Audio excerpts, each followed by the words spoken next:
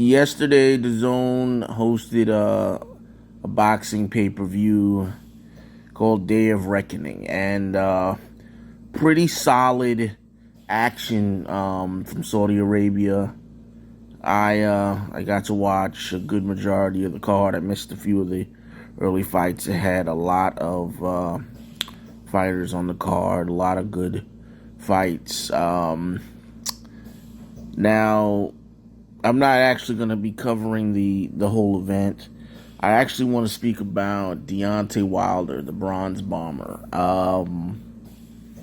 He was facing Joseph Parker tonight, and many expected Wilder to, walk through Parker and have a pretty easy night. That's not what happened. Deontay Wilder was thoroughly outboxed. It looked like he was very timid, actually gun shy at points. In the fight, he didn't let his hands go at all.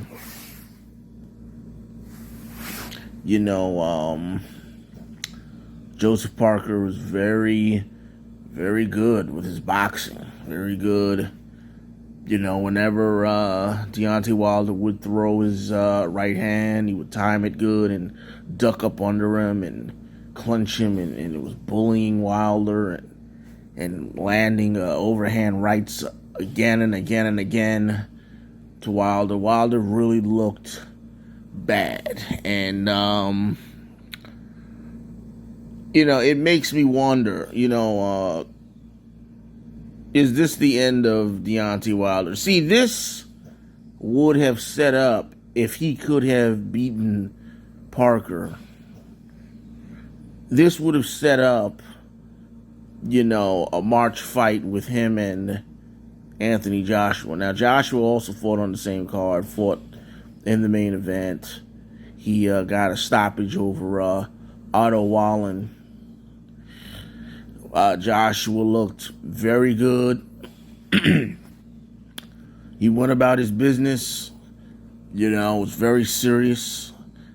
Joshua, it looks like slowly but surely him switching trainers, and he's starting to get that confidence back. He's looking to develop that whole killer instinct again. I've been a big Joshua fan forever, but that would have, if Wilder could have won tonight, would have set up a fight with with Joshua. A fight that many fans have been waiting to see forever. And, people have been floating a lie around that Joshua was ducking, Wilder, and it's total nonsense. It's total nonsense. Wilder avoided Joshua. He refused to fight him twice. And, I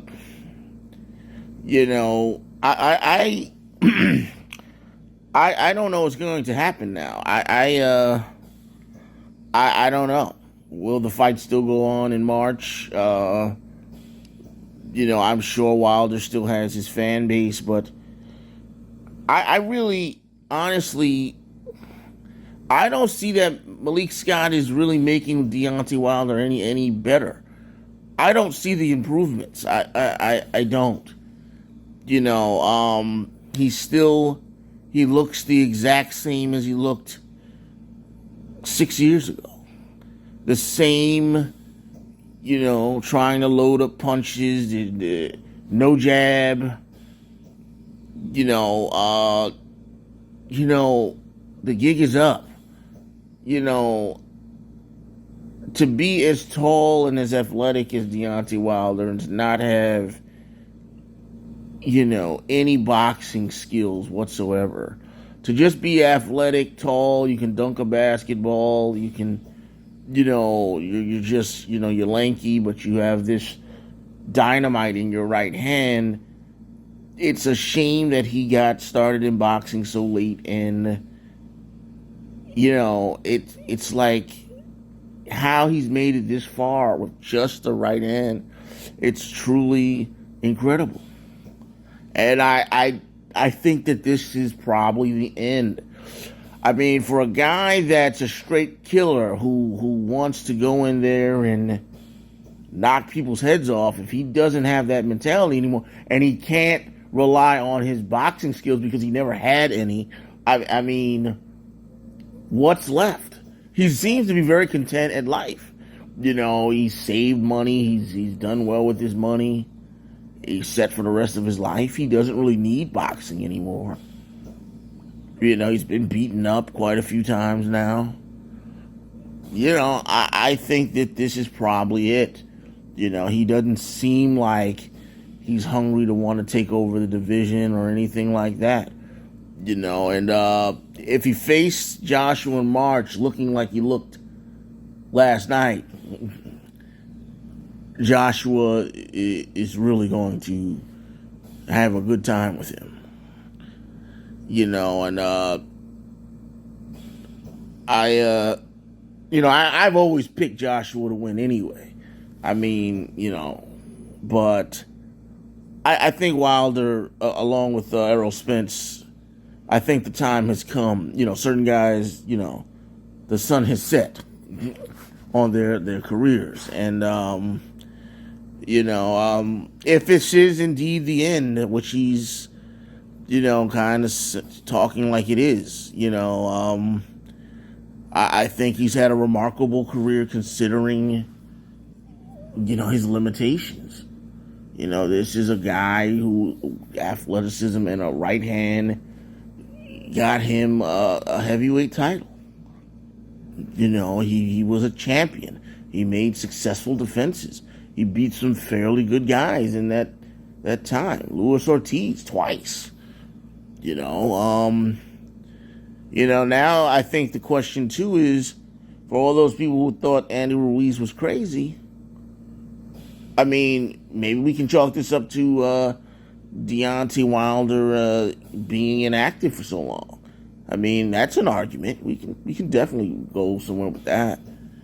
But what's going to happen now? Is he going to fight in March, or will he retire? And how much of a chance did Andy Ruiz really have? Even